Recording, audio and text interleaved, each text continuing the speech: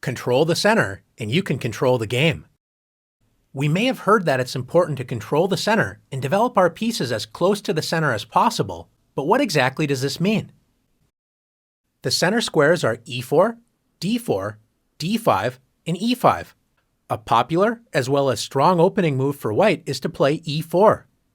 White moves a pawn directly in the center, controlling the d5 and f5 squares in black's territory, and it also opens up lines for white's light-squared bishop and queen to quickly enter the game.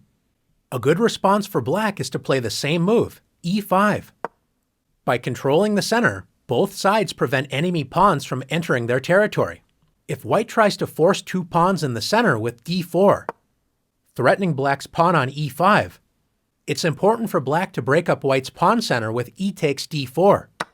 When white's dreams of taking over the center with pawns have been shattered, so black should not have any serious problems in the opening. Is the center really that important to control? What happens if black wants to move pawns on the edge of the board, such as a6? Pawn moves are important when they can control key squares, especially in the center, and when they open up lines for pieces to enter the game. This move does not control an important central square, and it only allows the rook to move to a7, not exactly improving black's position.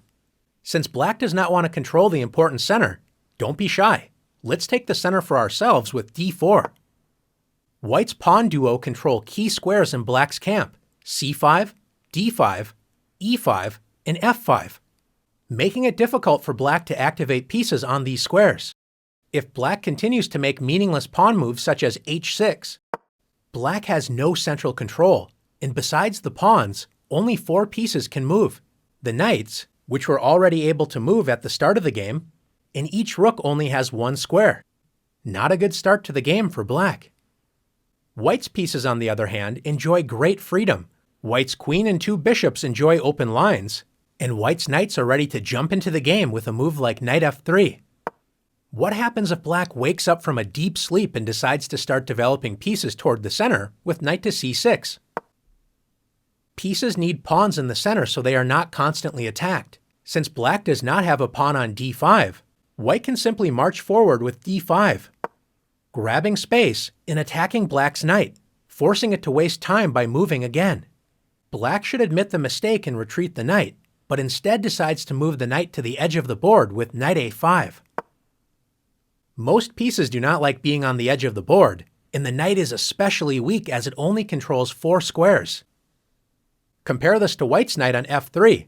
It controls 8 total squares, twice as many squares as black's knight on a5 controls.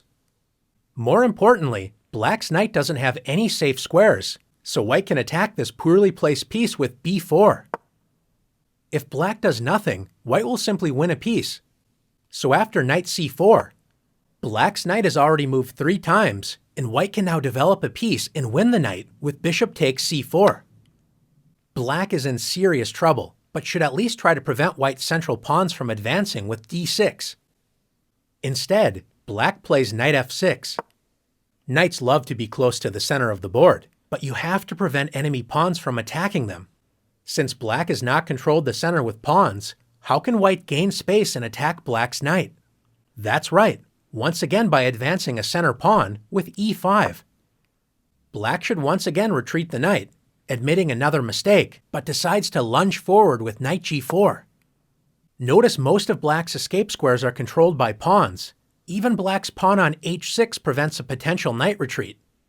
How can white win more material?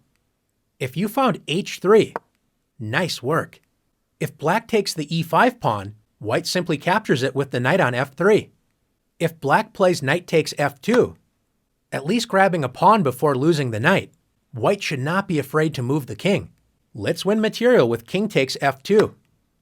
By controlling the center with pawns and actively developing pieces toward the center, white took advantage of black's careless play and is simply up 2 pieces with an excellent position. Now it's time to practice taking over the center in the challenges.